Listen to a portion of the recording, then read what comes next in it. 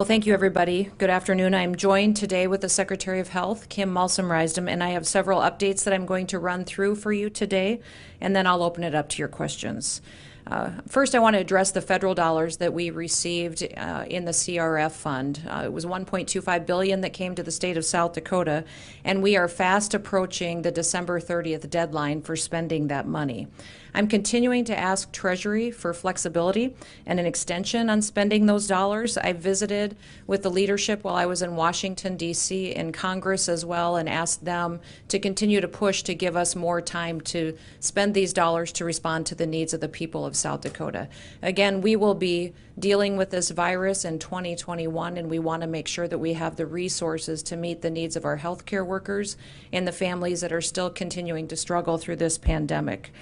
My team is still continuing to be in touch with Treasury going forward, and that will certainly help a lot of the individuals that are being affected in our nursing homes as well as those healthcare workers.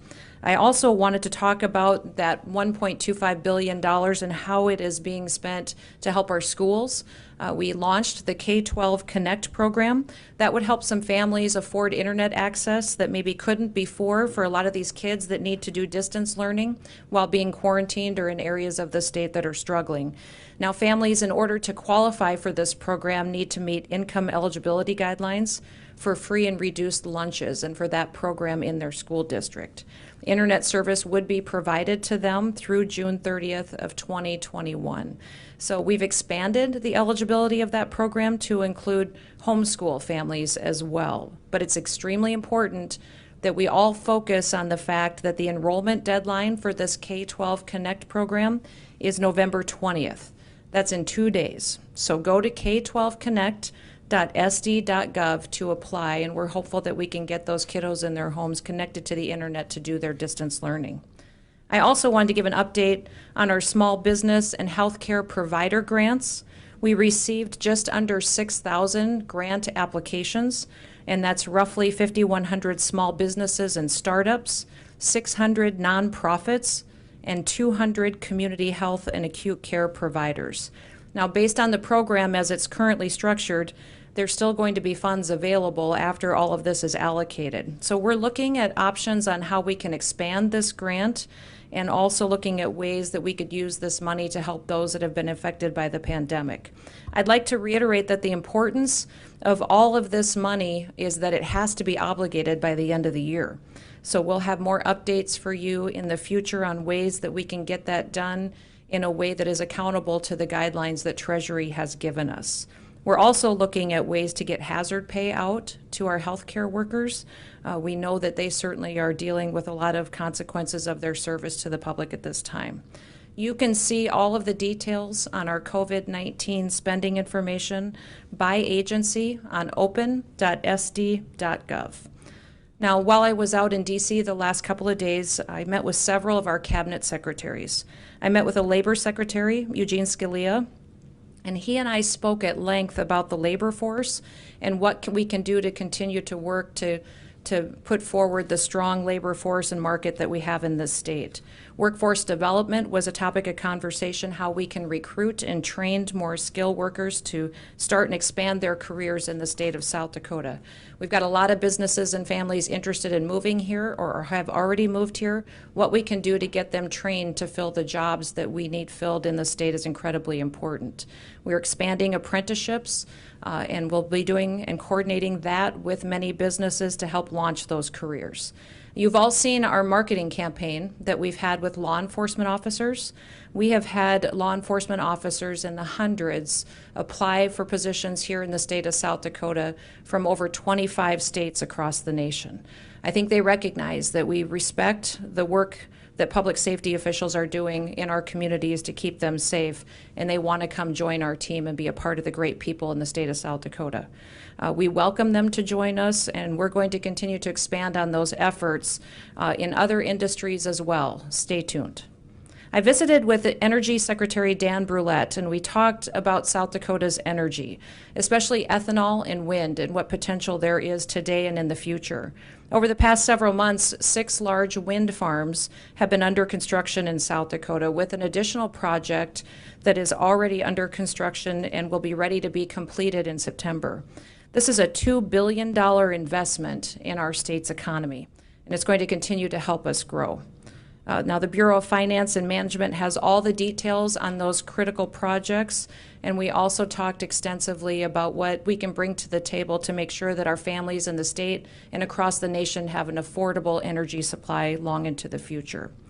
Interior Secretary David Bernhardt and I spoke at length about preserving monuments, about what we can do to ensure that fireworks will continue in the future at Mount Rushmore, and about protecting our public lands and some of the maintenance needs that we had at some of our national parks here in the state.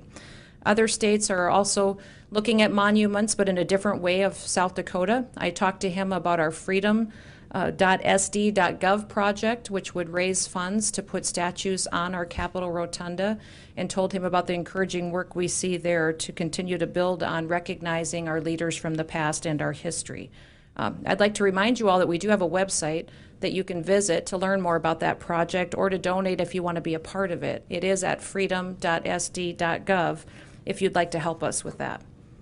I also met with Attorney General Barr, and we talked extensively about big tech and about some of the discussions that are going on Capitol Hill, what that would mean for our social media platforms, building in accountability, and also making sure that we have an access to an unbiased and fair social media platform going forward.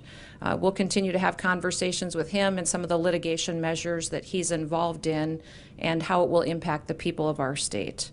I also wanted to take some time to visit with you today about the current COVID-19 situation here in the state of South Dakota. And I know that as I talk to folks across the state over and over again, people are tired of this virus. They are exhausted, and we all are. I want to personally thank all the frontline workers, the doctors, the nurses, the staff in our healthcare facilities that have been doing incredible work taking care of folks that have been impacted by the virus in very substantial and extreme ways. I want to also thank our educators because they're filling in for staff that isn't there, and so we have a need in a lot of our public schools for substitute teachers to fill in and to help get those kiddos the education that they need. We also have our farmers who just are wrapping up harvest, who put in long hours and oftentimes with not quite enough help to get it done without putting in very long days. Our truck drivers are stocking our shelves. Our small business owners are being flexible, and they're doing incredible things in unique ways to make sure that they're providing for the families in their communities. And so many unnamed South Dakotans are serving each other. They're taking care of each other, and I just want to tell them thank you.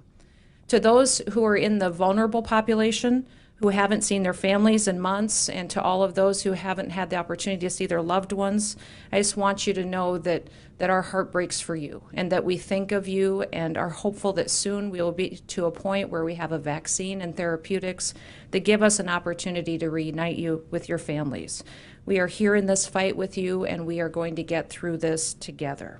I do need to remind everybody about some common sense steps that we can take to help slow down the spread of this virus. And number one, the recommendation is to wash your hands and to continue to do that diligently, that you practice good hygiene, that you stay home when you are sick, and you make sure that you're extra special careful around that vulnerable population that should need hospital care if they were to catch the virus. Remember that the key steps that we've taken at this point to remind everybody of where we've been. In January, the Department of Health, under the leadership of Secretary Kim Malmstrom-Rysden, launched covid.sd.gov and began providing me with weekly updates, and we opened an emergency operations center. On February 10th, the Department of Health activated the internal EOC, and 1 month later, on March 10th, we had our first confirmed cases and our first death. At that time, the models told us that if we didn't take any action on our worst day, that we were going to have 10,000 people in the hospital in the state of South Dakota due to COVID-19. We provided South Dakotans with the facts of what we knew of the virus at that time, the data, the science, and what was happening here on the ground in our state. And we continued to do that as it was made more available to us.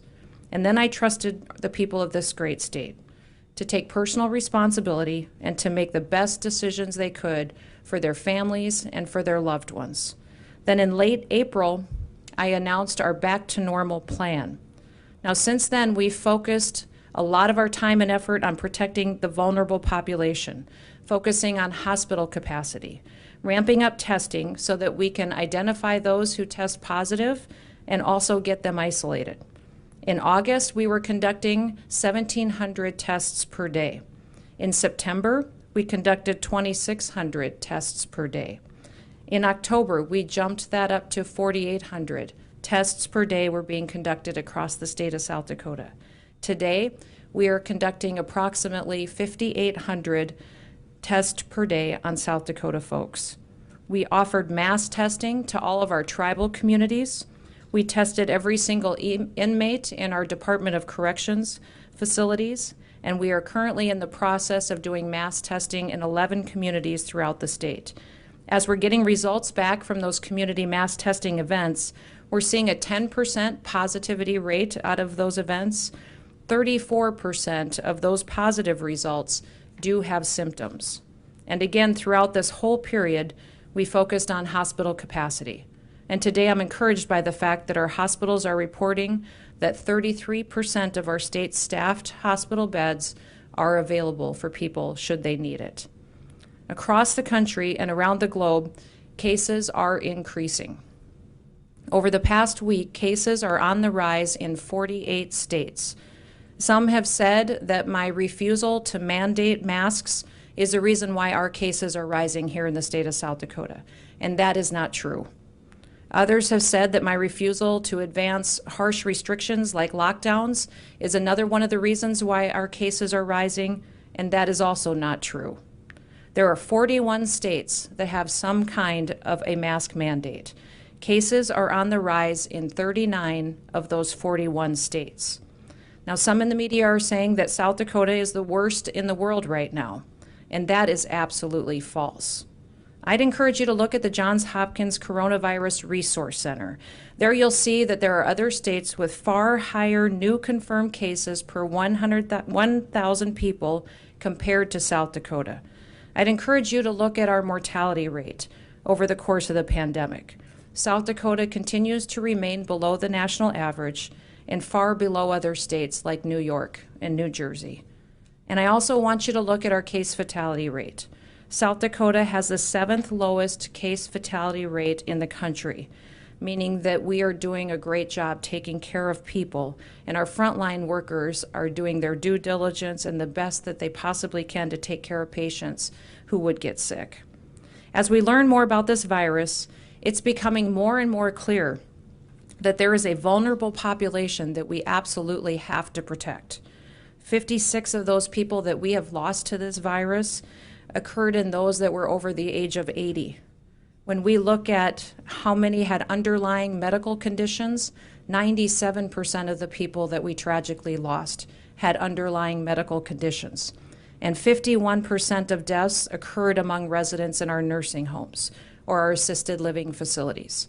We need to take extra precautions to protect those folks, that vulnerable population, to ensure that we're keeping them from getting the virus before we can get them the vaccine. Now, to all of you, my request is that when you report on the cases as they are in South Dakota and what we're doing, is that we report all of the facts. I'm also going to ask South Dakotans to be extra diligent about their personal hygiene and to stay home if they are sick. I'm going to continue to trust South Dakotans to make wise and well-informed decisions for them and for their families.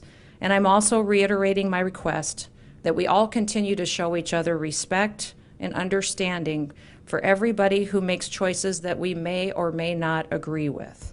And ask that we all trust each other and remember that we're all human beings working to get through this challenge together. It is a testament to the people of South Dakota, and we all need to remember that our greatest enemy is the virus and that we can tackle this together. So with that, I will open it up to any questions that you may have. Yeah, JP from KOR News Radio. Sure, go ahead. Thank you very much. Once again, you're stressing the basics that we need to do. We need to wash our hands and practice good personal hygiene as such. But I noticed the lack of anything about use of masks. Well, I've consistently said that people that want to wear masks should wear masks, and people who don't shouldn't be shamed because they choose not to. It has been clear from the beginning that I'm not in favor of mandating mask wearing. I don't believe that I have the authority to mandate that, and that people can use their own personal responsibility to make a decision when it comes to masks. Governor Noem, Angela Sure. Kennedy from Kello. I have somewhat of a follow-up Sure. to that question. Your health department has consistently said if you can't socially distance, wear a mask. Yet you don't talk about wearing a mask in your latest PSA, public service announcement, and you haven't been modeling that in public at the Dakota Dome, places like that when you're close to other people. Do you think that you should be wearing a mask or telling people to wear a mask in the PSA if that's what the health department is telling us to do? Well, the PSA specifically reminded people that we needed to be diligent, and it was there and renewed because I wanted to thank our frontline healthcare workers and make sure that they knew that they were appreciated. I did wear a mask at the USD Dome, and people that were there will tell you that I did the entire time until a group of young boys asked me to take a picture with them without a mask on. But I did follow the Board of Regents policies, and I do wear a mask where it's appropriate, and then I don't when I'm out in other places outside and in smaller groups and with my family. And again, I think that this is part of what we've seen on social media, and part of what we've seen in the media is not giving the full picture and the full facts of the situation that we're dealing with. And what's unfortunate is that we're seeing a lot of division. We're seeing a lot of people being hard on each other. We talk often about the government's role in a situation like this and dealing with a pandemic. And at this point, frankly, I'm getting even more concerned about how neighbors are treating neighbors and how people are treating each other in their communities. So that's why I'm continuing to ask for respect, that you may choose to wear a mask and be concerned about the virus. And if people are scared, I'm going to remind them they should stay home. But if people choose not to, we still should treat them with respect and understand that they're making a personal decision. And if we don't want to be around them, we have the opportunity not to do that as well. And I think in South Dakota, we really can take a different approach than what we're seeing across the nation and really approach this in a way that we remember we're all human beings and we all appreciate each other. And even though we're dealing with a pandemic, we can get through it together. The South Dakota State. Let's go to the next question. There's a lot of people on that call. Governor Noem, Austin? Austin Sure. now. What do you think with the virus surging right now is the biggest issue facing South Dakotans in this very moment? With the pandemic and the rising cases? Just in general, what is the biggest issue? Well, the biggest issue for us and what we're focused on in the state is working with our healthcare providers and making sure they have the staff that they need. I think they are challenged with staff members that may have caught the virus or have been exposed to somebody who caught the virus, and that leaves them shorthanded during their shifts. So we're in regular contact with them, and I can let Kim talk to this too, about what do they need from the state of South Dakota, what can we do to be helpful. They have made no asks of us at this time. Our healthcare providers have not come to us and told us that they need something from us, but we're consistently having those conversations, letting them know that we will help them with resources if it's available. Governor, this is Stephen Groves from Libby. Kim, do you want to talk about that? We'll go to the next question, but first I want to let Kim speak a little bit to staffing concerns in our hospitals and our clinics. Thank you, Governor Noem. Kim Malsom-Reisen with the Department of Health.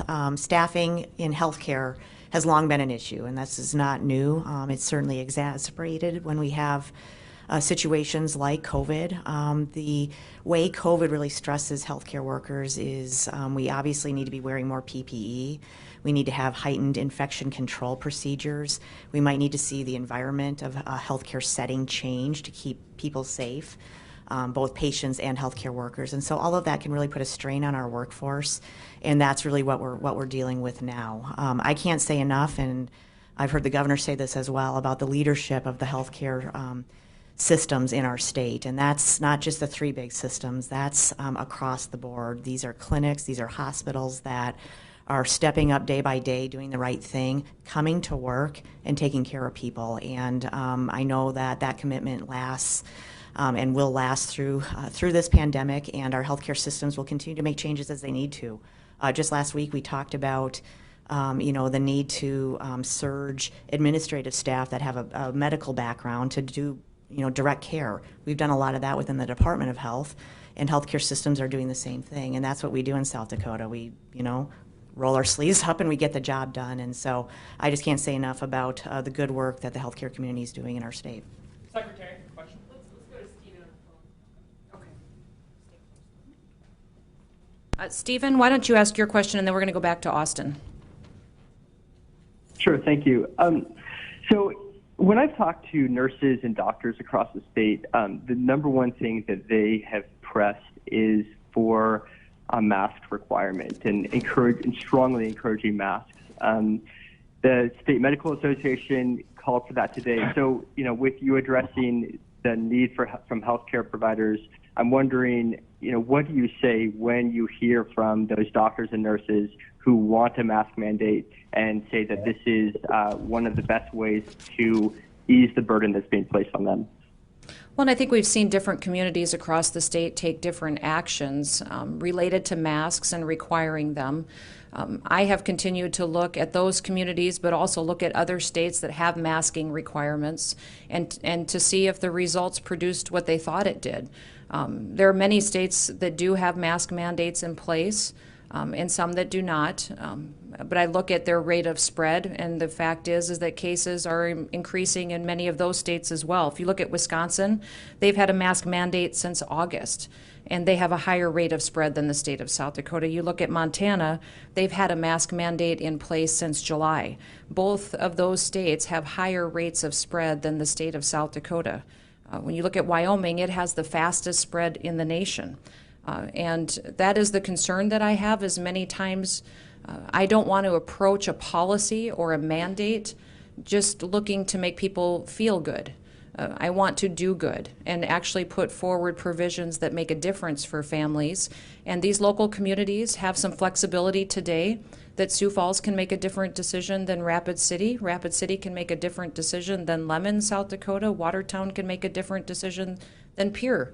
And that's what some of these local leaders are doing in reacting to the people in the community based on what they want. I have one question for the Secretary. Yep, go ahead. Thanks, Governor.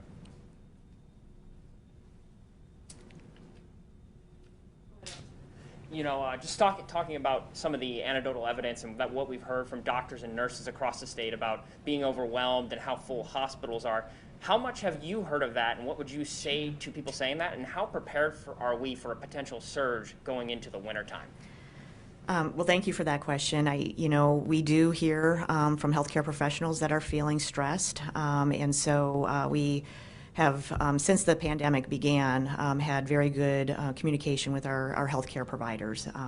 We host a weekly call with them. It's informational. It's to hear their input. And so we are hearing that in certain situations. But again, we've got to look at the full picture here. We've got to look at how beds are being used. There's significant flexibility in our healthcare system, and I think sometimes you don't always understand that, and that's at all levels of care. And so we are nimble, we are flexible, we see beds changing in their use to be able to accommodate the need of patients, and I'm confident that that's going to continue. We are seeing people being treated for non-COVID reasons, and that's important as well, and we want that to continue as long as possible. But we've got a lot of dynamics at play, and I'm optimistic that we are going to meet the need. As you well know, we've got long-term surge plans, kind of worst-case scenario surge plans, and we're not at the point of needing to really look at those at this point. And but as the winter goes on, we're going to need people to do what they need to do. One of the other things I would just make a pitch for is get your flu shot. We don't need hospital beds taken up by people who could have prevented a case of influenza by getting a vaccine that is safe and effective. And so there are things that all of us need to be doing every single day to stay safe from COVID and stay safe from other things that can cause strain on our hospital system. So all of those things are going to be important as we move into the winter months, and we'll keep messaging that and hoping people will take that seriously.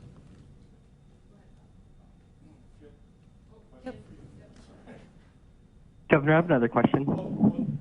There's a question in the room. I mean, both of you can answer this, but what is the immunization plan for COVID-19 in South Dakota? Excellent. Thank you for asking that. There is a bright spot on the horizon, folks, and that's when we have effective vaccines for COVID. You've, I'm sure, all seen the news, but there are two front runners that we expect to have initial doses certainly by the end of the year. Those will be a smaller amount that will be allocated to our state. We're expecting perhaps about 24,000 doses. That vaccine will go first to our frontline healthcare workers who are working with COVID patients, and that includes folks working in hospital settings, long-term care settings, and other settings taking care of people with COVID. One of the next priority populations will be our long-term resident population because, again, the data shows us that people that are older and people that have underlying health conditions are most vulnerable to poor health outcomes if they contract COVID. From there, we will expand out to other healthcare workers, other first responders who, would potentially come into contact with individuals with COVID, and into the general population. These vaccines, just in the past couple of weeks, have shown really, really high effectiveness. And so when you're seeing a vaccine that says, I'm over 90% effective, that's really big news in the vaccine world, and that is very promising. That means we're going to see good results once we get that supply here. We're working with healthcare providers across the state to be able to deploy that vaccine. There's some challenges with logistics, but I know we're up to the task. And what's the timetable? Yeah, so timetable, so the next step that we're waiting for, and one of the two vaccines that will be coming first just indicated today that they expect to file what's called an EUA, which is an emergency use authorization request to the federal government in the coming days. Once that EUA is requested, the federal government will be pre-deploying vaccine to states so that as soon as that EUA is approved for use, we will have the vaccine in our states and able to start vaccinating individuals. So the federal government, we've met with the folks with Operation Warp Speed. They have been excellent. They have listened to what we as a rural state need in terms to make this work, and I feel like they've been extremely accommodating so that we're going to be able to get the vaccine out to where we really need to see it in South Dakota. And that So. will be yet this year, or? Oh yes, for sure. By the end of this year, I'm really hoping that we're seeing vaccinations happening in December. We have a question on the phone. Okay. There a question on the phone? Yes, Governor, this is Stephen Grove. Pioneer. Okay, we've got two people trying to ask a question. I didn't hear any names though, so.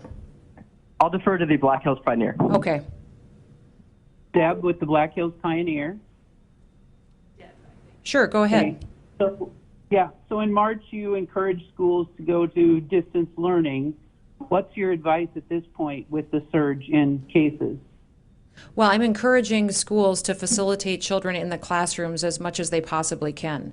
We know that when kids weren't in the classroom last spring, that we had up to a 70%, only 70% of accomplishments were made in reading levels. We only had a 50% accomplishment level in math, and that was not helping our kids being successful in their education course going forward. So we would like to see them facilitate getting kids in the classroom. There's a lot of information out there and mitigation measures that many of our districts are taking to make sure that that happens, and also giving them the flexibility they need to do it safely.